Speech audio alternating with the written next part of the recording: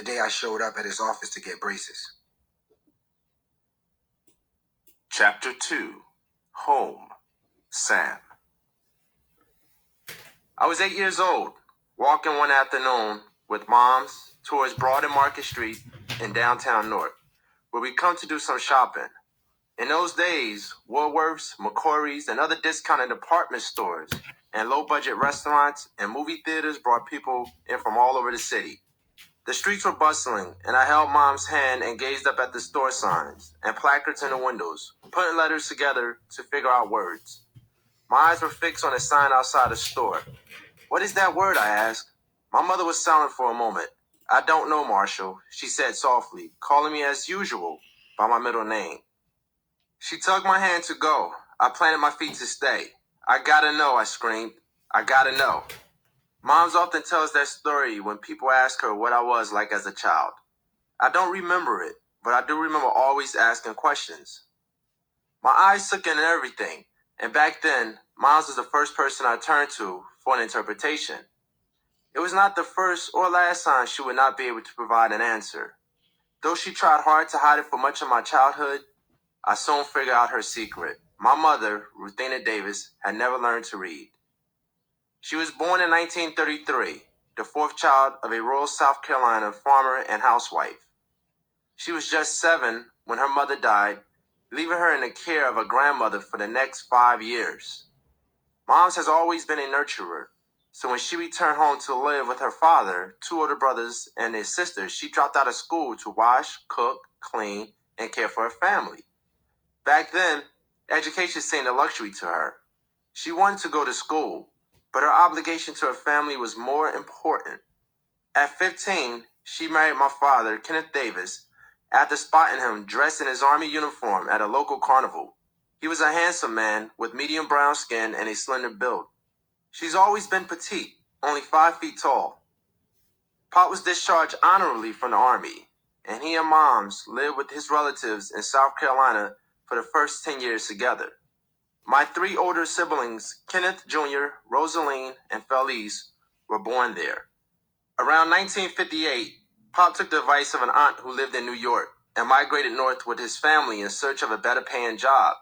They landed in Newark. Pop found a job fueling airplanes at the Newark airport with a company called Butler Aviation, where he would work for the next 35 years. Pop loved his job and periodically took his 3 youngest children, Andre, Carlton, and me, to the airport to see the planes. We would sit in the cockpit and pretend we were flying them. Moms was pregnant with my brother Andre in 1968, when Pop suggested they use his GI Bill to buy a house. Their search ended in a modest 2-bedroom, wood-frame house with a finished basement on Ludlow Street. It was a poor working-class community with a mixture of Black and Latino families in an area known for notorious public housing development called the Dayton Street Projects. A row of small single-family houses sat on one side of the street. A graveyard and sprawling high-rise projects, officially named the Reverend Otto E. Kretschmer Homes, sat on the other. Even then, the projects had a reputation for regular stabbings, muggings, and shootings, but the 1980s, the decade when I came of age, would usher in a level of crime and violence that would make it hard for me to imagine surviving to the age of 25. I was born at Beth Israel Hospital in Newark on January 19, 1973, and brought home to Ludlow Street. One of my earliest memories is heading to preschool with my shoulder-length, curly black hair, parted in the middle and braided into long pigtails. Moms refused to cut it, despite the suggestions from school administrators who told her that some teachers and students were mistaking me for a girl. Finally, Moms relented and took me to the barber. When he snipped off my pigtails, she got down on her hands and knees and began stuffing my hair into a plastic bag. Once we made it home, she put out the family Bible and placed my hair inside. "I'm keeping you in here," she said. Moms relied on a power greater than herself to raise Black boys in an era when the streets were claiming too many.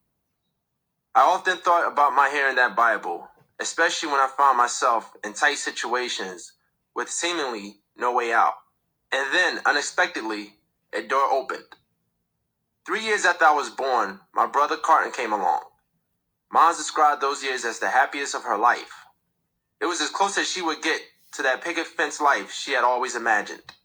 Neighbors and parishioners from St. Thomas Aquinas Roman Catholic Church, which sits in the middle of the block on the single-family side of Ludlow, came bearing food and gifts after the birth.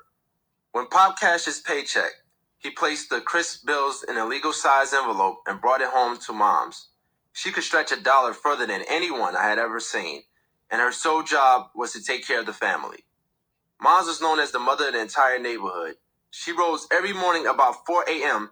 and picked up the empty soda and beer cans, potato chip bags, candy wrappers, and other trash left along the walkway the night before.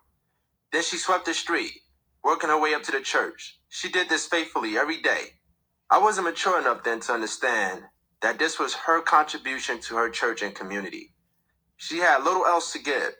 Instead, I felt embarrassed. And I took some serious ribbings from friends who found it funny that my mother was up at 4 in the morning sweeping the streets.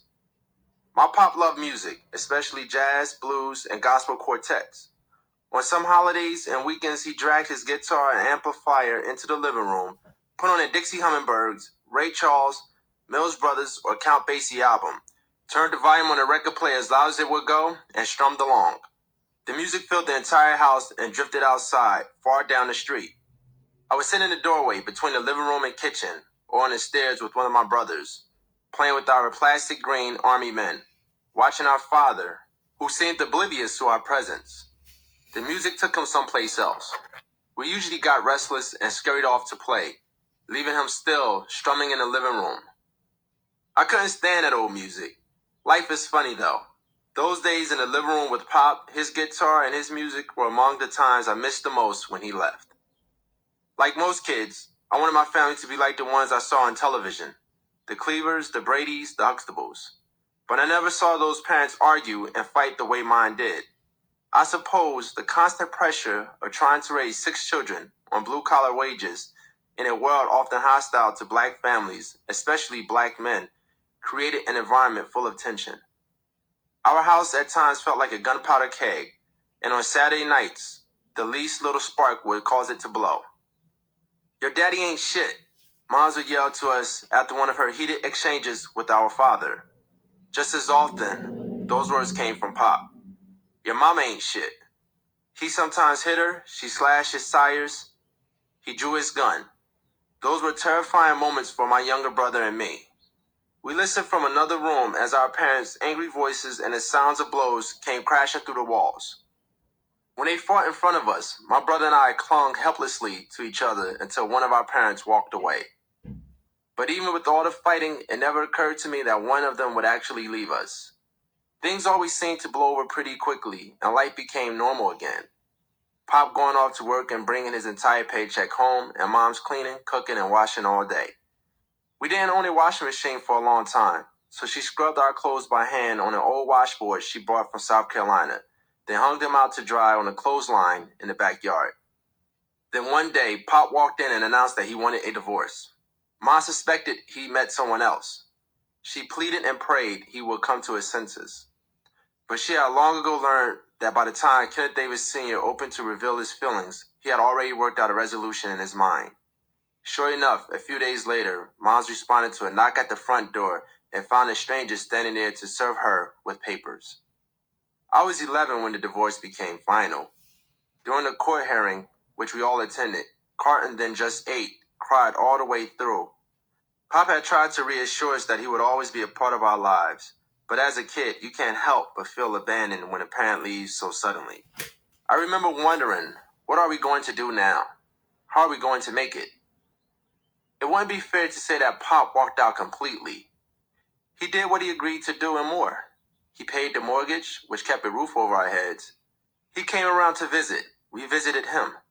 If one of us was sick, he rushed home or to the hospital to check on us. He sent what money he could for gifts during holidays. And for the most major events in my life, baseball games, school programs, and graduations, he was there. I love my father then as I do now. But when he left, so did his regular paychecks, and the security of knowing that all the bills would get paid and that my little brother and I would always have something to eat. My older brothers and sisters were in and out. Mom's had never worked, and with little education, she had few marketable skills. we had to go on welfare. Moms was already leaning on me for things she couldn't do, like reading her mail, making deposits at the bank, and helping to write money orders for bills. It felt good to be responsible for such heavyweight duties at my age, but it was a burden that no 11-year-old should have to bear. I felt responsible for helping her take care of the household. That might sound strange, since I was one of the younger ones and had 4 older brothers and sisters, but they were going through their own stages of rebellion and upheaval and with little help. I couldn't do much but worry. There were days when we woke up with not enough food in the house to make a decent meal and no money to buy more. "I'll make a way," Moms would say. I've always admired her survival instinct. Just as she promised, she came through, even if it meant calling to ask an out-of-town relative to wire some emergency cash or relying on a neighbor or members of her church to bring us food. When the electric company turned off our power, we ran an extension cord from our house to the one next door until the bill could be paid. When the boiler went out in the dead of winter because we couldn't afford to buy more oil, we gathered around the stove in the kitchen, sometimes the only room in the house with heat. She chopped wood for the fireplace to help keep us warm in the winter. And she wore the same clothes year after year so that she could buy us sneakers and clothes for each new school year. With the exception of Andre, my older brothers and sisters were all grown, in their 20s and 30s, when our parents broke up. But they never really left home for good. They would move out, live on their own for a few months or years, then move back, sometimes with their spouses and children. When it came to family in our house, Moms had an open door policy. She extended that policy to cousins and uncles who also moved in with us at different times when they had no place to go. My cousin Thurman, who lived with us off and on, was the kind of guy who lived for the moment. If he got paid on Friday, he was broke by Monday. When I got older and started working, he sometimes asked me if he could borrow $10 or $20 until his next paycheck. He paid me back double. Sometimes I suspected that his true intentions was to put a few extra dollars in my pockets. Our small house always seemed to be teeming with people. Once I counted 12, which included 2 older brothers and their wives and children, a cousin, Carlton, and me. And none of these occupants was financially stable enough to help buy food or pay the bills. Providing for so many must have put a lot of stress on my mother, but I don't ever recall her kicking her grown children or relatives out of the house because they didn't contribute. My parents had 2 generations of children, Kenny, Rosaline, and Felice, then Andre, me, and Carlton. When Kenny was in his 20s and I was in preschool and elementary school, I worshipped him. He was a classy guy who always wore the latest fashions and listened to the good 70s music. The Temptations, the Whispers, you name the black artists of the day and Kenny was in touch with their music. He went into the army for a brief stint after high school and soon afterward had 2 sons, one my age and the other 3 years older. He married a woman named Ruthie and lived with her in South Borden Projects, a set of red brick, low-rise apartments a few blocks from our house. Ruthie died in the late 1980s, and Kenny's life seemed to plunge into despair. He drank all the time and became belligerent and mean.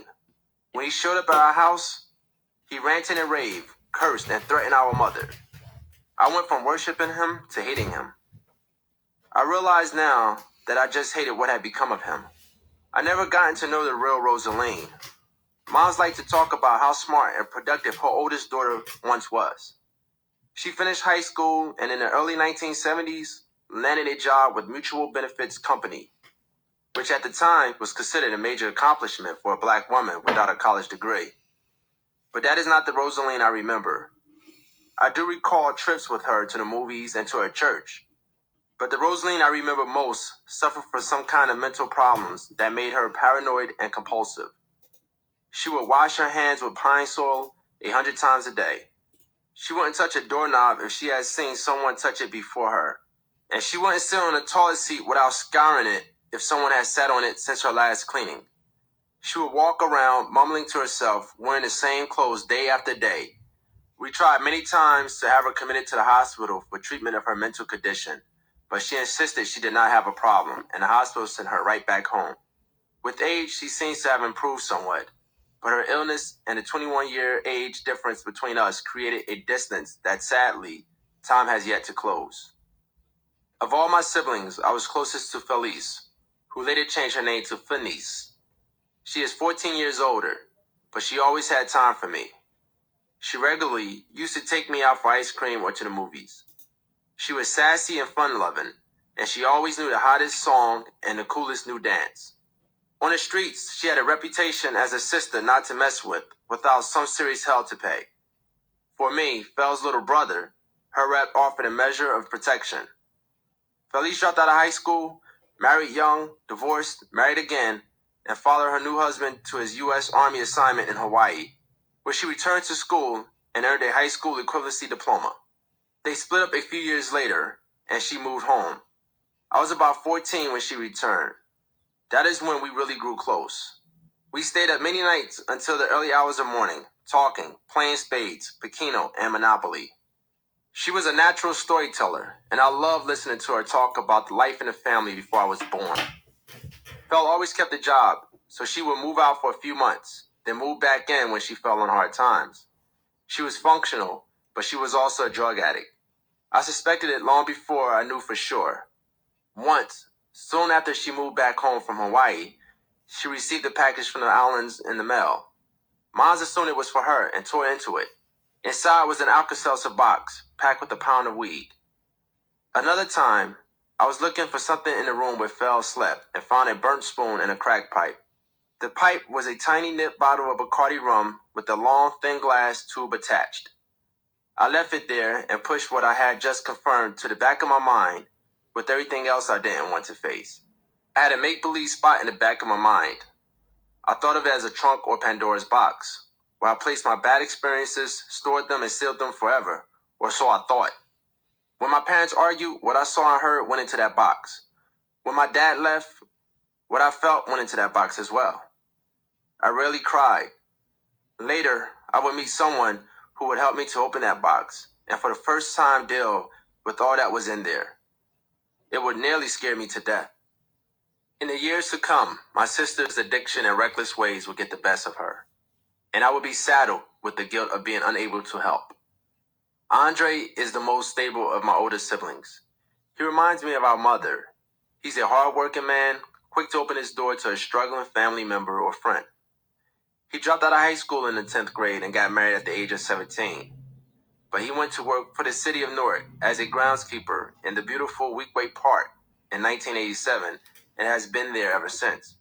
He and his wife were already parents by the time they got married, but the marriage ended in a divorce after 5 years.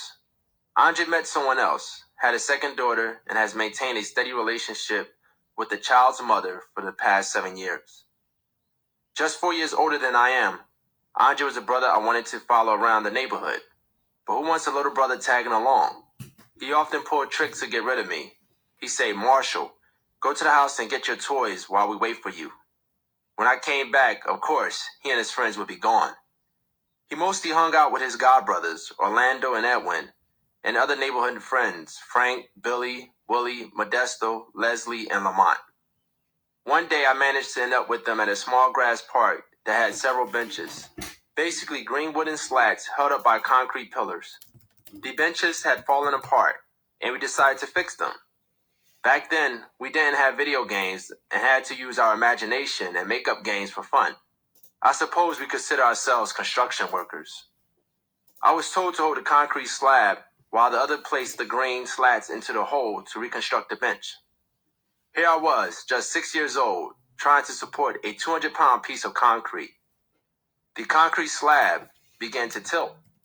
From this point, everything seemed to happen in slow motion. My brother and his friends turned towards me, but they were helpless. Within seconds, but it felt like an eternity, the slabs came crashing down on my kids. Even with all my energy and quickness, I hadn't managed to move my feet fast enough. Andre and Leslie carried me home. It was a hot summer day, but my brother and his friends were sweating even more, wondering what was going to happen to them when they got me back home. This is why Andre didn't want me hanging with him. He would be held accountable. See, the way my mother disciplined us would be considered child abuse today. Let's just say the belt on our behinds was a luxury. We managed to sneak into the house, bypassing the kitchen, dining room, and living room without being noticed by my mother. We were trying to perfectly time when we would tell her that my poor foot had been flattened like a flapjack. I was sitting on the couch, and I had hidden my foot with my black sneaker now purple and red from the blood seeping through it and onto the side of the sofa. Moms came downstairs. She had been cleaning and had a broom in her hand. This would not have been the opportune time to tell her, but the silence was killing us, and I could hide my bloody leg only so long. "What the hell happened to your brother, Andre?" she asked. Before he could finish explaining, she was tearing his butt up with her broom. My parents took me to Beth Israel Hospital, where a cast was put on my foot. It was painful at first, but there were some advantages. I got to hang out in my parents' bedroom for a few weeks while everyone waited on me. Best of all, I didn't have to go to school. I just knew this must be what it felt like to be a king. Before taking me to the hospital, Moms also let Leslie's mother, Mrs. Richardson, know what had happened. He too received a beating, courtesy of my foot injury. See, Miss Richardson had been in the army, had even lost an eye during the war, and it was pretty well known that she would literally box her sons whenever they did something wrong. Carlton tried to latch on to me the way I tried to latch on to Andre, but like Andre, I wasn't having it. In retrospect, it is probably a good thing that I didn't let him hang with me, especially in my late teen years. Those were tough years in which I did many things that now make me ashamed. But I still regret not spending more time with my baby brother, who probably suffered the most when Pop left. After the divorce, Carlton's grades dropped, and he seemed to lose interest in school. Always a chunky kid, he was the brunt of teasing among kids in the neighborhood. The constant humiliation destroyed his confidence. He was placed in a special education program at the same high school I attended, and he graduated in 1994. He works infrequently and still lives at home with Moms. But he's a good guy who managed to resist the seduction of drugs and easy money. Given the environment in which he was raised, that is no small accomplishment. Crack hit the streets of Newark like a cyclone in the 1980s, and the area around the Dayton Street projects was caught in the cyclone's eye. By 1987, my freshman year in high school, drug dealers were hustling vials of drugs on every street corner. They were mostly young guys who had either dropped out of school or lost interest in it, and saw a quick way to fill their pockets with wads of cash, buy expensive gold chains, Nike and Adidas sneakers, clothes and cars, and attract women who before had been out of their reach. Violent crimes, muggings, robberies, carjackings, and murder skyrocketed. Dealers protected their turf with automatic weapons. Shootouts on the street or playgrounds sometimes sent us running for cover. A walk to the corner store in broad daylight might result in a gun pointed to your head and robbery, or worse. Bullet-riddled bodies found in abandoned stairwells and the face of teenagers on obituary pages of the newspaper became the daily toll of what felt like war. I saw many mothers become crack addicts, hustling their bodies to stay connected to their new white god. Burglars broke into our house 4 times. Each time they tripped the lock on the window or the door, entered the house, walked right over us while we were sleeping, and left the window or door wide open on their way out. The next morning we discovered belongings missing, a television, a stereo, anything that could be pawned for quick cash. Once, when my Uncle TJ and Aunt Doretha were visiting, burglars broke into the basement where Carton and I slept, made it upstairs to the kitchen, and were on their way to the living room when Uncle TJ, who was sleeping there on a pull-out sofa, began chasing them. They dashed out of the closest door. He ran outside to his car, got his gun, and chased them down the streets, but they managed to get away. My 2 best childhood friends, Nudie and Will, live across the street in the projects. So despite my mother's warning to stay on my side of the street, I spent all my free time there. We attended Dayton Street Elementary School, and we played basketball on its outdoor court, or we played football in open areas of the projects. One of our favorite games was spongeball, which is played similar to baseball but with a hard, spongy ball. I would mimic different pros when we played. When I pitched, I was the White Gooden for the Mets. When I batted, I was Don Mattingly or Ricky Henderson. I went so far as to copy these guys' batting stance. Nudie, who batted lefty, would be Darryl Strawberry, who is also a lefty slugger, or Nolan Ryan, a power pitcher with a wicked fastball and an off-pace curveball. My next-door neighbor, whom we simply knew as Mr. Brown, often watched the 2 of us play spongeball from his window. He had been an avid baseball player in his day and was impressed by our dedication. Once, he even took Nudie and me to a Mets game and bought us hot dogs. He didn't know it, but that was my first time attending a professional baseball game. I had the time of my life. Nudie and I both had dreams of someday making it to the majors. When I played on my high school baseball team, the coach told me I was one of his best players. But our sports program was seriously lacking compared to teams in some of the suburbs and surrounding areas. When we played teams from Cedar Grove, Montclair, and Bloomfield, we were not prepared. Those schools had their own gyms, manicured fields, and dedicated pitching, catching, and field coaches, while we had run-down fields, used equipment, and often not even enough players. Nudie would get to live part of our dream, though. The father of a Hispanic guy who lived in his building took a liking to both of us and asked us to play on his team in the Pony League, where he was a coach. I was 14, 1 year older than the cutoff age, but Nudie, who was 2 years younger, was able to play. It didn't take long for me to see his skills develop. Nudie would eventually get a baseball scholarship to Essex Catholic High School, and while I was away at college with George and Ramit, he would land a baseball scholarship at Fairleigh Dickinson University. But unlike me, he was without a built-in support network of friends. Homesick, Nudie returned after his freshman year to what he knew, the Dayton Street projects. When we were kids, sports saved us many times from the dangers in our neighborhood. We played baseball behind the school or in the courtyard of the projects, while gunshots rang out around the corner. Sometimes, though, the danger unfolded right in front of us. One day, Nudie and I bought a sponge ball from a neighborhood store for $1 and headed back to the project to play. We stopped at Building 6, where Nudie lived. The Fading X sprayed painted on the wall next to the stairwell marked the strike zone for the pitcher. As we played, we saw a familiar drug dealer enter the stairwell with a man we did not recognize. The man wasn't from the neighborhood, which probably meant he was a customer. Seconds after he got inside, another drug dealer sneaked in from behind and began to beat the man with a bat. The two drug dealers then snatched the man's money and ran. Nudie and I watched the whole scene, then went back to playing spongeball. We had seen it many times before. The sounds of gunshots and screeching cars late at night and before dawn were as familiar to us as the chirping of insects must be to people who live in the country.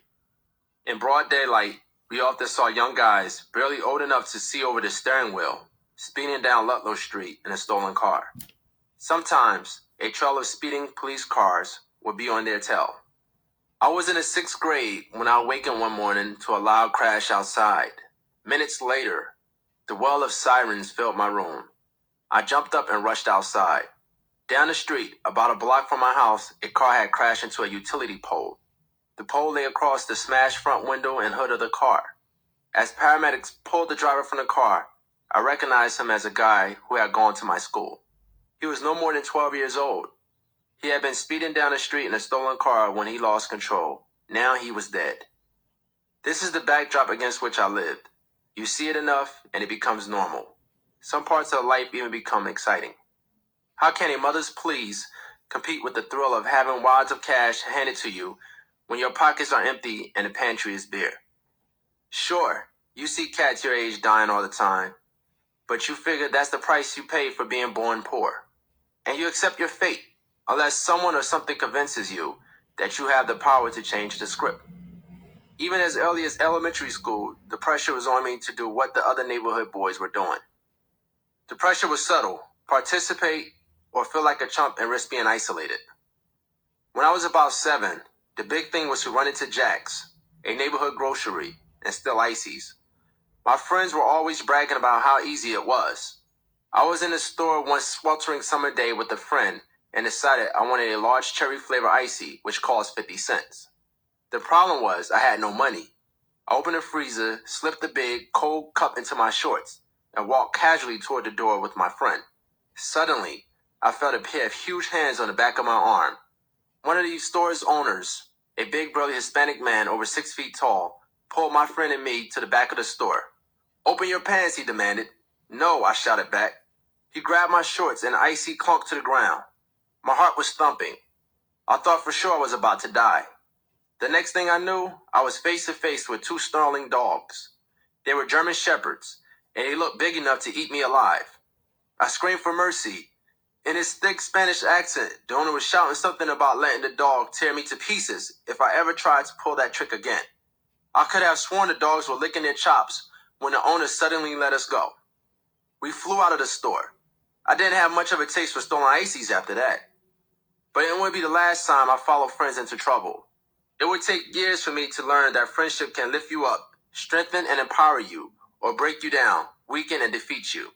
In the meantime, though, I kept getting mixed up with neighborhood guys who had lost all hope that their lives would ever be different from what they saw around us every day. At 13, I was arrested for the first time and charged with shoplifting. A friend set me up. That must sound like the lamest excuse on books, but it was true. I had walked up Ludlow Street to the Foodtown Grocery in the bordering city of Elizabeth with a 17-year-old friend who told me that he was planning to start a carpet cleaning business. As we were leaving the store, he said he had paid for the high-powered vacuum cleaner steamer and needed my help getting it home. "Grab that for me, man," he said, motioning to a large vacuum cleaner against the wall near the exit. "My hands are full." We had split up for a few minutes in the store, so it never occurred to me that he was lying. I casually walked over to the machine and pushed it out of the store. I was halfway down the street with it when a police officer rode up behind me, jumped out of the car, and snapped a pair of handcuffs on me. My friend took off running. I was dumbfounded. I was detained for a few hours at the Elizabeth police station, and then released when the same guy who had been with me in the store and planned the scheme sent his older brother to bail me out. Eventually, the charges were dropped. But the crazy thing is, I kept hanging with the guy who had set me up. I didn't know any better. To my friends, my arrest was one big joke. I never told any of them how scared I was sitting in a police station. That wouldn't have been cool. I just played along. Yeah, man, real funny. When I look back over my life, I realized that at the most critical stages, someone was there to reach me with exactly what I needed. A martial arts teacher named Reggie was one of those people. My brother Andre had taken kung fu lessons with Reggie and had introduced me to him when I was 10. Reggie was in his early 20s himself, and he worked as a security guard in a cemetery across the street from my house. I looked up to him. He made an honest living, didn't do any drugs, and took good care of himself. He was cool and the only man I knew who was respected by some of the toughest guys in the community for doing good. He was looked up to in that bigger-than-life way, more often reserved for drug dealers. In Reggie, I saw what I wanted to be, a good guy who commanded respect from the streets in a way that was different from everything I had seen. Kung Fu was popular at the time. I watched it on television every Saturday morning. Reggie was a highly ranked black belt, good enough to star in a movie, and he taught lessons free of charge at the cemetery to any kid in the neighborhood eager to learn. I never knew anything about Reggie's background, but I wonder now where he got the insight at such a young age to provide a diversion to kids who could so easily drift into trouble. On Sundays, a small group of us, Lee, Cornell, Crusher, Eric, and some other drifters, walked through huge mahogany doors and gathered in an empty room that converted to a chapel for memorial services.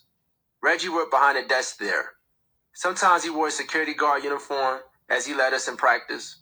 Other times he practiced with us. We started with warm-up exercises. They spent at least an hour perfecting old sparring moves and learning new ones. Then Reggie led us in meditation. He taught us how to remove ourselves from our environment through deep concentration.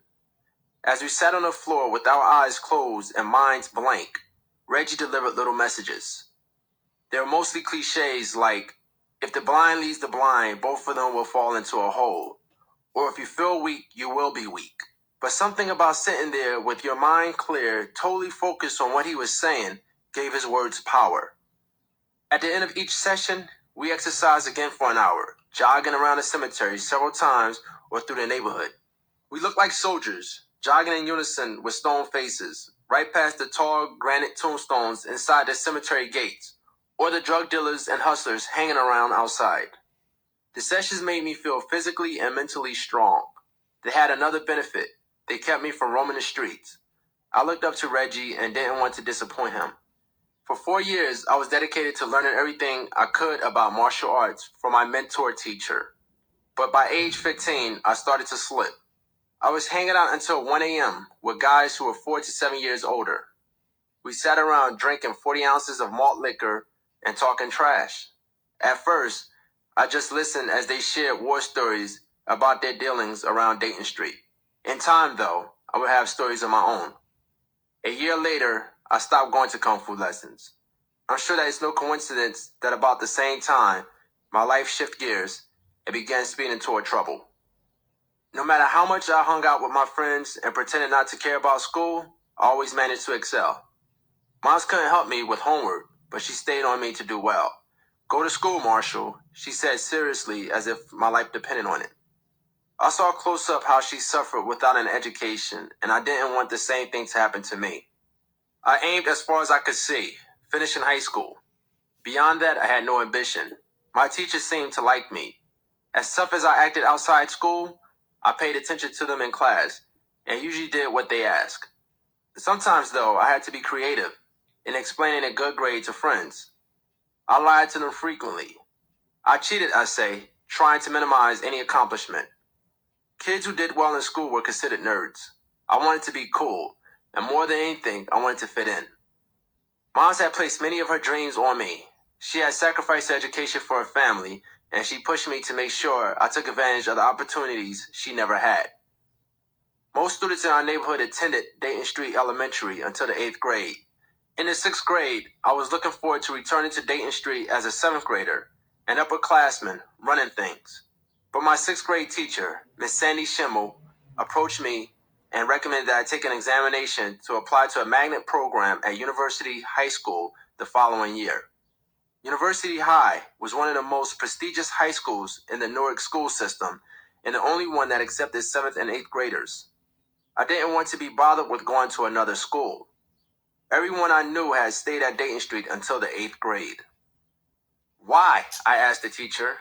She explained that attending University High would give me a better shot at getting into college and making something of my life. College was far from my mind, but Miss Schimmel and the principal talked to my mother. They told her that I was reading on a 9th grade level and needed to be at school where I would be academically challenged. Moms pushed me to take the test. It helped that I wasn't the only one handpicked from my school to apply. One of my boys, Craig Jordan, was encouraged to take the test too. On test day, we rode the bus together to University High School, a boxy 2-story structure in the middle of a working-class residential neighborhood. It took us an hour and a half on 2 public buses to get to the South Ward, where the school is located. At University High, we walked into a room of unfamiliar faces. George was in the room somewhere, but we would not meet until later. I felt uncomfortable, but practically everybody there was from somewhere else, so we all looked a bit out of place. I tried hard to concentrate on the test. It wasn't as difficult as I expected. A few weeks later, I got the news. I had made the cut. I was about to become a student at University High.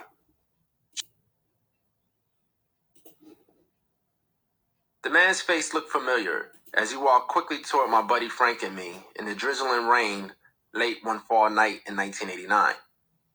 We were headed up Ludlow Street to the neighboring town of Elizabeth, a 30-minute walk from the Dayton Street projects. This was one of many times when we were just walking the streets for fun. There wasn't much else to do. Our only attraction had been the Twin Cities skating rink, located on the border of Newark and Elizabeth. Dayton Street had been known for its skating rink, and what happened around the rink had earned the area's reputation. Some of the neighborhood thugs would hang out at the rink and plot against the teenagers from other neighborhoods who would come on Friday and Saturday nights to skate. They regularly attacked them on their way home and robbed them of their jewelry, money, and clothing.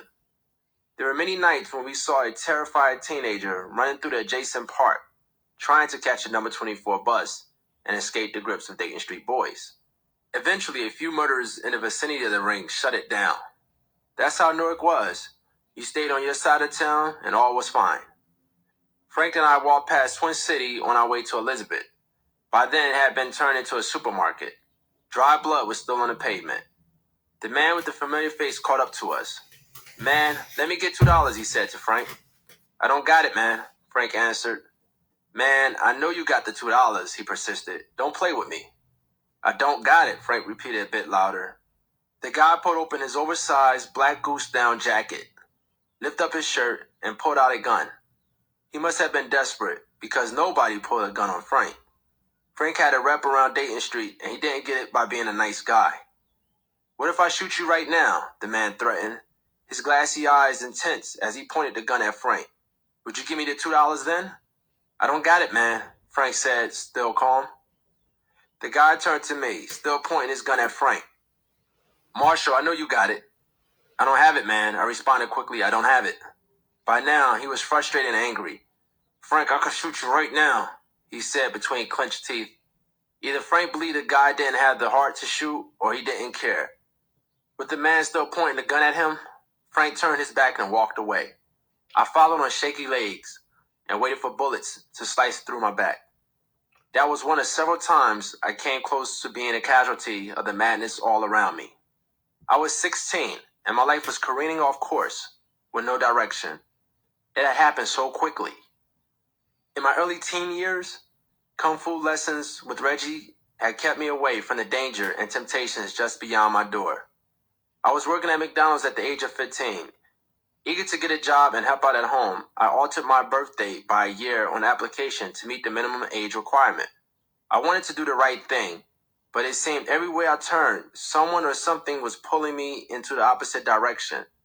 By my junior year, I was drinking and hanging out late at night, but the older neighborhood boys eager to guide me into trouble.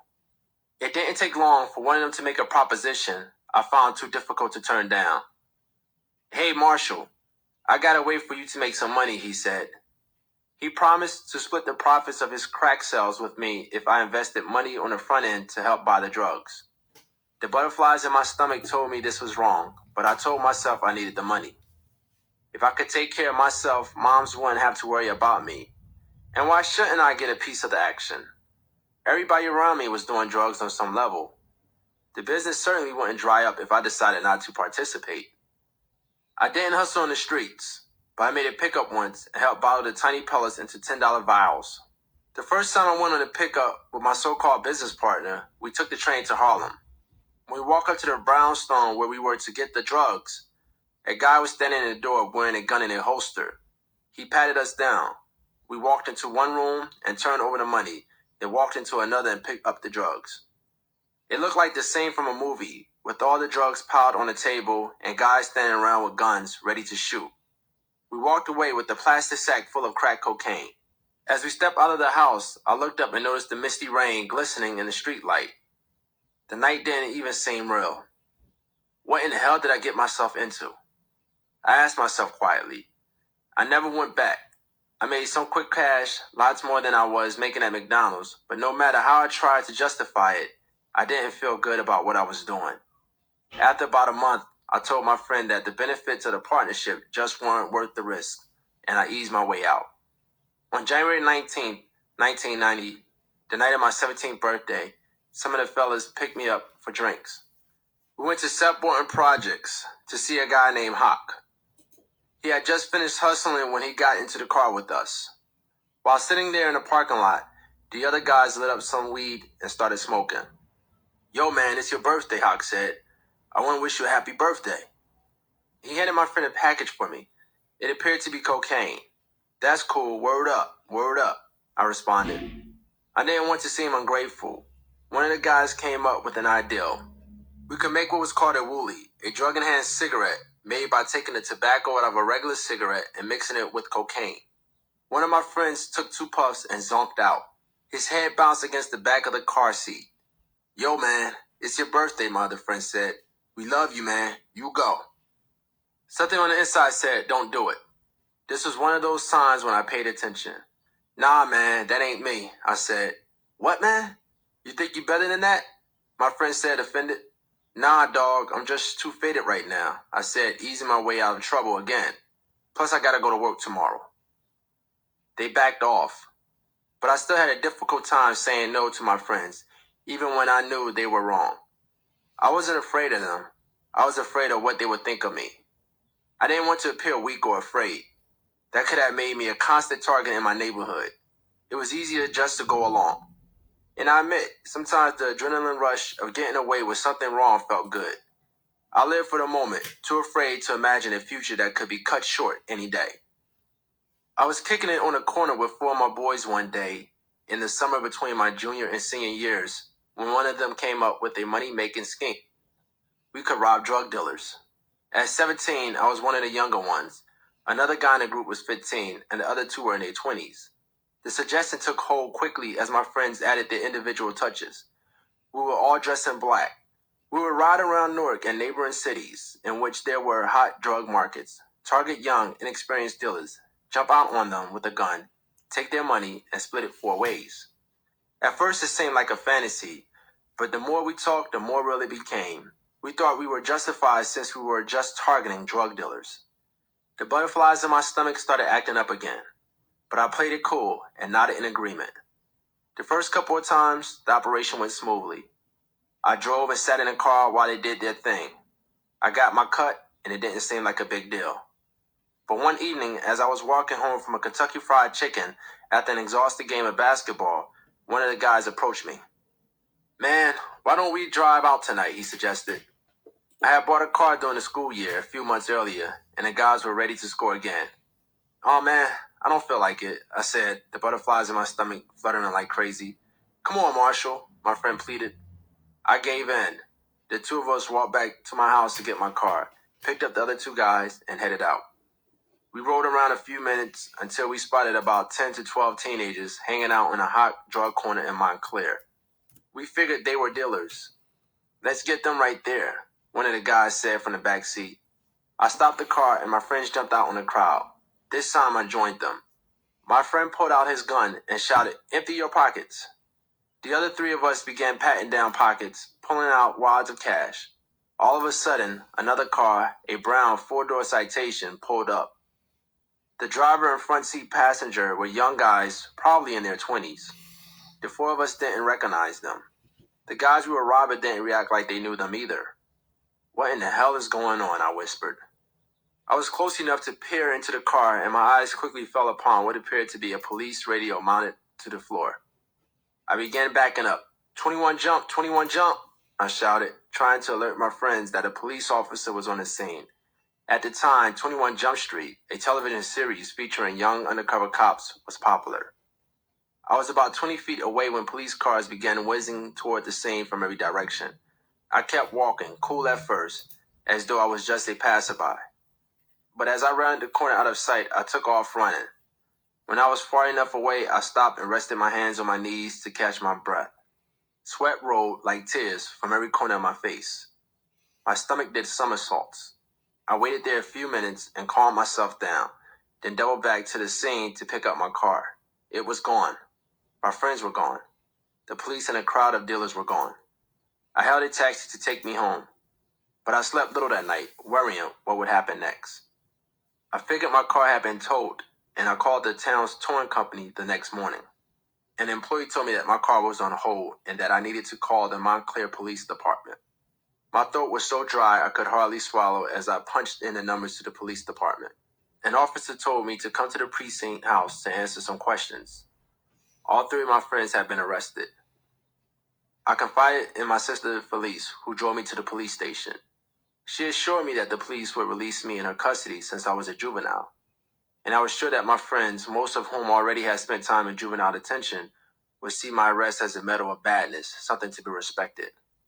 "Are you Marshall?" one of the officers asked as I entered. I thought it was strange that he knew my middle name, which was used only by my family and friends. The officer escorted me to a small, spare room with a desk and 2 chairs. He sat on one side of the desk, and I sat on the other. He clicked on a tape recorder. "Someone said you were involved in an incident last night in Montclair," the officer said. "What incident was that?" I asked, trying to appear clueless. The officer described the robbery. I could have lied and told him that my friends had put a gun to my head and made me drive, or I could have said they had stolen my car. But I would have to live with the results of the lie. I came clean. He arrested me and charged me with armed robbery and sent me to a juvenile detention center in Newark. A judge refused to release me in my sister's custody because a gun had been involved. The detention center was divided into 4 units, based on the type of crime committed. I landed in Unit 1, where juveniles arrested for violent crimes were assigned. I was led to a small room with a metal cot screwed to the middle of the floor and no outside windows. I was handed a sheet to use as a cover. I felt ashamed. Day and night I sat there thinking, how could I disappoint moms like this? All she had asked of me was to get an education. How could I be dumb enough to participate in a robbery? How could I end up here? I am a better person than this, aren't I? I was 17. What would happen to me now? Every day I sat on my cot and thought, if given another chance, how could I change my life? I wondered what George and Ramik were doing with their summer. I had no idea Ramik had already experienced what I was going through. Even behind bars, it was hard to stay out of trouble. Brothers were always picking fights. I was outside playing basketball one day and walked over to a table to get something to drink. As I reached for a paper cup and a water pitcher, one of the tough guys snatched the pitcher. That's mine, he said, staring me down, clearly trying to mark his territory. This is everybody's water, I retorted. What you mean it's yours? One of his partners quickly piped in, Nah, man, that's Marshall. He's cool. A potential blow-up had been deflated. I didn't want to get into a fight and make my troubles worse. The word on the street was that prosecutors were considering trying me as an adult, which could result in jail sentence of 3 to 10 years. The thought of spending 10 years in jail petrified me. My parents had been visiting every other day, and they hired an attorney. Within a few weeks, he worked out a plea bargain. I was served 365 days in juvenile detention in exchange for a guilty plea. On the day I was scheduled to go to court to accept the plea agreement, my attorney rushed back to my holding cell with another offer, a 2-year suspended sentence and 2 years of probation for my guilty plea. I was reluctant to accept it until my lawyer explained that I wouldn't have to serve the suspended sentence as long as I stayed out of trouble and abided by the terms of my probation. Since I was a juvenile, the crime would not appear on my permanent record. I'll never forget that court hearing. I had to face a judge, plead guilty, and accept the sentence agreed to in a plea bargain. My lawyer had not had a chance to explain the new agreement to my family, who were waiting in the audience. Moms was sitting behind me in the front row, separated from me by a wooden partition. When the judge announced my sentence, she mistakenly thought he was sentencing me to serve 2 years in jail. Your Honor, just take me, she cried out. He's a young boy. He did not know what he was doing. Please take me. I was disgusted with myself, but I had just gotten the biggest break of my life. I told myself I would never end up behind bars again. Somehow I would change my life. I walked away from court that day after spending 4 weeks in juvenile detention. Summer was ending and I was about to enter my senior year. I had never been so determined to succeed. There had been times when I hadn't taken the pact that I made with George and Ramik seriously, but I certainly did now. I could have gone to prison for 10 years. Suddenly, spending 8 years in college and medical school didn't seem like a bad idea. I remember that a couple of times George had mentioned wanting to become a dentist. It amazed me that he could dream so big. I had thought about pursuing a career as a big-time business tycoon, but the dream had faded as I grew older. It seemed easier to me to give up my ambitions than to have to face the disappointment of not fulfilling them. I often asked George how he managed to stay so focused on his dream. I just believe it can happen, he would say to me. I used to wonder what George had in his life that I didn't. I realized that he believed in himself and believed something mystical would happen for him. Many times it did. For one reason or another, George had luck that way. Things appeared to work in his favor. I felt it was God's way of rewarding him for staying so focused. I always admired his patient virtue and never say die attitude. I didn't tell Ramik and George about my arrest, at least not right away. I wasn't sure what they would think of me if they knew. Instead, I shifted my focus on getting into college. I wanted to share the news about my college plans with my boys from the neighborhood. One of the older guys who had participated in the armed robbery was out of jail awaiting his trial. We were hanging on a stoop near the basketball court at Dayton Street Elementary with 2 other guys when I brought up the subject. Man, I'm thinking about going on to college, I said. They burst out laughing. What? College? Man, that ain't never going to happen, my friend said. I sat quietly and took their taunts. I didn't blame them for being unable to visualize me going to college. I could hardly see it myself. I just knew that I wanted more out of my life, even if I couldn't quite define what more I wanted. I knew, too, that I had to let these guys go.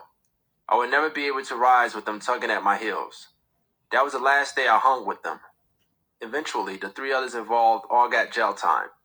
They had previous records, and each of the cases was handled separately. The 15-year-old, the youngest of the 4 of us, was sentenced to 3 years for the crime. One of the older guys, the one who had pulled the gun, got 7 years. the other one 5. Years later, I would encounter my old friends again, and I would be jolted by the reality of what my life could have become.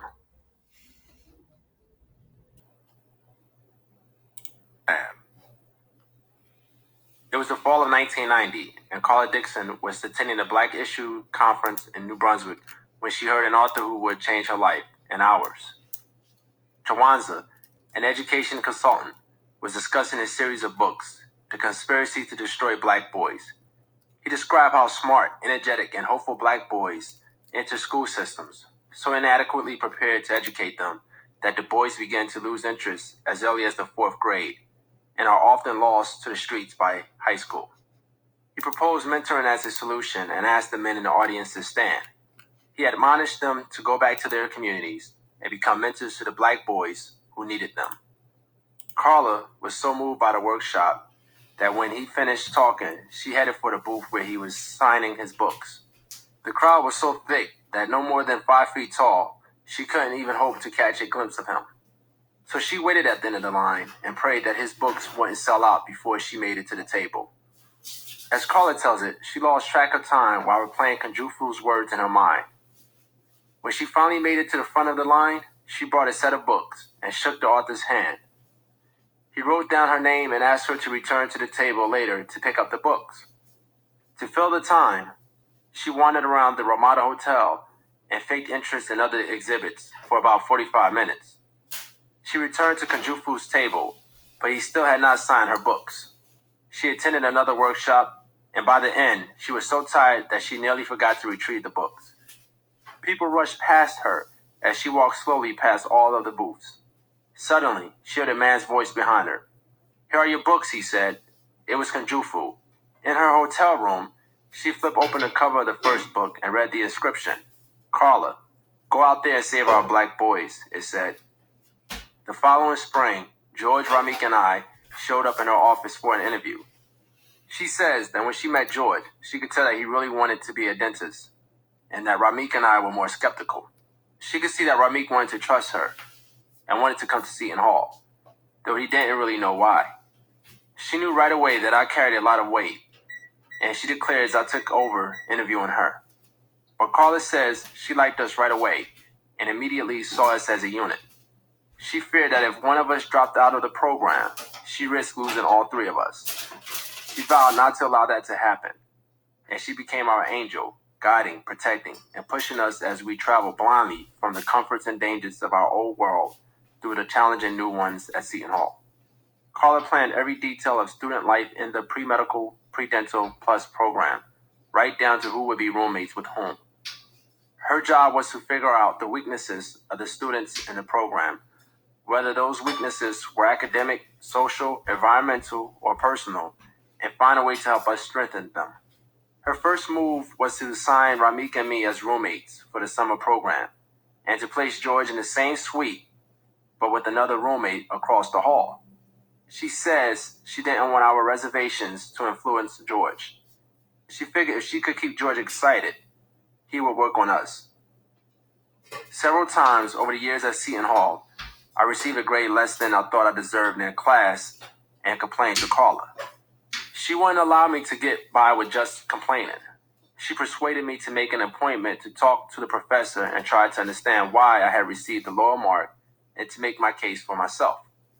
More times than not, her advice worked. Soon I began hanging out in her office during my spare time. I loved talking to her. She would sit behind her desk and sometimes not utter a word. She would look at me and listen. Other times, though, she did most of the talking. But when she talked to me, she rarely judged or preached or gave an automatic list of steps to follow. She asked questions. "Well, what do you think you should do about that? What is your gut telling you to do?" She helped guide me to an answer that was already inside me. Carla didn't try to change us, and that was important. Ramik, George, and I wanted to be able to enjoy college without looking or sounding like boys who went to prep schools all of their lives. We liked our hood gear, baggy jeans, boots, and rap music. Still do. Carla accepted that. She always seemed to know how to reach us and just what to say. Of the 3 of us, I grew closest to her, perhaps because I was the most needy emotionally. But Carla could be tough, and she wasn't the least bit intimidated by 3 teenage boys who sometimes resented being pushed so hard. She would plant her tiny frame in front of one of us, stand toe to toe, and tell us to our faces when she thought we were being selfish, lazy, or just plain dumb. And guess what? We listened. She always came across as real, not like a snooty professor with a bunch of fake and practical wisdom, more like a big sister, passing on life lessons learned firsthand. The door to her office was always open, and she gave us her home telephone number. After my first couple years of college, I grew tired of the countless hours of studying, and never quite feeling like I belonged, even with Ramika and George constantly at my side. One night, when I felt especially dejected, I called Carla at home and began to vent my frustrations. As usual, she listened while I contemplated whether to drop out of college. Then she asked, "Sam, what do you have to return to?" That stopped my spiral into self-pity because the truth was, if I left college, I had nothing but trouble waiting at home. "This is about more than you," she continued. "There are kids behind the gates in your neighborhood wanting to be doctors. They need you to do well for this program to continue to get funded. You have to pave the way for them." Carla had grown up in East Orange, 2 blocks from Newark, with a mother who was a teacher and a father who was a Tuskegee Airman. She was the youngest of 3 girls. Her sisters are a teacher and a pediatrician. She was especially close to her father. She attended public schools. As an adult, she once attended a workshop that focused on the long-time disparities between suburban schools and those in the inner city. Carla was shocked and furious to learn, for example, that the science lab at her alma mater in East Orange contained burners that were obsolete and had not worked 10 years before she even arrived at the school. Meanwhile, schools in the suburbs had all the latest equipment. In the neighborhood where she was raised, poor, working, and middle-class black families all lived on the same block. Neighbors knew each other and helped one another out. Poor children growing up in homes without daddies got to talk regularly to the hard-working men in the community. The black collar, construction worker, or teacher who lived across the street or down the block. It saddened Carla that her generation of black professionals fled the neighborhoods of their youth for the suburbs, leaving behind such poverty and hopelessness. She often talked to us about the need for more black professionals to stay and fight for the inner city. And to this day, Ramik and I live in neighborhoods like the ones we were raised, and George lives in the same apartment where he grew up, a block from where the old Stella Wright projects once stood. They were demolished recently and replaced with low-income townhouses as part of an inner-city revitalization project. Many of the practical lessons that Carla brings to her survival skills class stem from her own experience as one of the few black students at Drexel University in 1975. She ultimately transferred to Seton Hall, closer to home, and earned a bachelor's degree in business management. I rarely talked to anyone about my family. Some things I never even told George or Ramik. They had their own burdens. Whenever a family matter bothered me, I just shoved it into my inner box. But when I hung out in Carla's office, she asked questions about my family. I was reluctant to talk at first, afraid of what would happen if I let her see all of the ugliness. But she seemed genuinely interested in me. She talked me into letting all the hurtful things out, talking about them, dealing with them for the first time. I feared what she would think of me once she had seen everything, and I was afraid to face the pain I knew was bound to surface. But Carla helped me to realize that my family and life experiences had made me the individual I am, and that I have no reasons to feel ashamed. One night during my freshman year, I received a frantic call from home. The family was gathered at University Hospital in Newark. My oldest brother, Kenny, had been beaten in the head with some type of heavy blunt object. I heard it was a golf club during a fight. He had lost a lot of blood, was unconscious, and would probably not survive. I rushed to his bedside and was devastated by what I saw. His bandaged head was hugely swollen, and his face was black and blue. He lay so still that he looked frozen. I couldn't stand seeing him that way and rushed out of the room. I had been angry at Kenny for years for drinking so much and causing such a disturbance at Mom's house. But he was my brother, and I didn't want him to die. I immediately began feeling guilty about being in college. None of my brothers or sisters had been given such an opportunity. What was so special about me? I might not have been able to prevent the fight that left my brother nearly dead. But if I had been working instead of going to college, I could at least have been helping moms out with the bills. I was the one who had held our family together. My rep in the neighborhood had helped to protect them. When I left for college, I felt I had abandoned them. That when I started college, she began collecting discarded aluminum cans off the sidewalks and streets during her 4 a.m. street cleanings to sell to a company that made money by recycling just to prove my point and made me feel worse. She sent me her small profits, which made me feel special and loved, but also unworthy. That's why I felt so bad the time I got locked up. I had let her down. With Kenny's injury, all those feelings of guilt and responsibility and worthlessness came rushing back. The next morning, I went to see Carla. Listen, you can't feel like you're the reason this happened, she told me. You had no control over this. You can't live your life forever, trying to take care of your family and monitor your brothers and sisters. She helped me plow through the pain to see that it was best for me to stay in college and complete my education. Ultimately, Kenny recovered, though he was left paralyzed on his right side. He is confined to a wheelchair and lives in a home for the disabled. At first, it was difficult for me to visit him there, and I turned to Carla many more times. But the amazing thing is, Kenny seems to have found peace and purpose in his life, and we have developed a close bond I always wanted. He no longer drinks. He participates in the daily recreational activities at the center. And get this, he's even talking about going to college. He says, watching me pursue my degrees inspired him. Carla understood that the students in her program faced many distractions outside of the school and needed more than just academic enrichment to survive the academic world. Whatever the need, she tried to meet it or find someone who could. At the end of our freshman year, Carla refused to allow Ramik, George, or me to go back to our old neighborhoods for the summer. She didn't want us to return to the influences of old friends or the other dangers there. I had shown her a letter that one of the guys who had taken part in the armed robbery wrote me from jail. He accused me of ratting them out, and he threatened to get me. She arranged for us to live and work on campus during the summer. When scholarship, loan, and grant money fell short for one of us, which seemed to be every semester, Carla scrambled to find other potential resources. When Ramik and I unexpectedly became the first students accepted into the new program that allowed us to enroll in the Robert Wood Johnson Medical School in Piscataway a year early, Carla stepped in to offer more emotional support to George, whom we had to leave behind. Before Ramik and I left to begin medical school, the two of us and George visited Carla at her office to give her some pictures we had taken during our college graduation ceremony. She opened her purse and stuck the photos inside without paying much attention to where they landed. When she made it home, she took out her purse to look at the pictures again. She realized then that she had placed them inside the small burgundy leather Bible she carries with her. The pictures had landed on the 31st Psalm, which ends this way. O love the Lord, all ye his saints, for the Lord preserveth the faithful, and plentifully rewardeth the proud doer. Be of good courage, and he shall strengthen your heart, all ye that hope in the Lord. She took that as a sign. The good Lord would protect and keep us the rest of the way.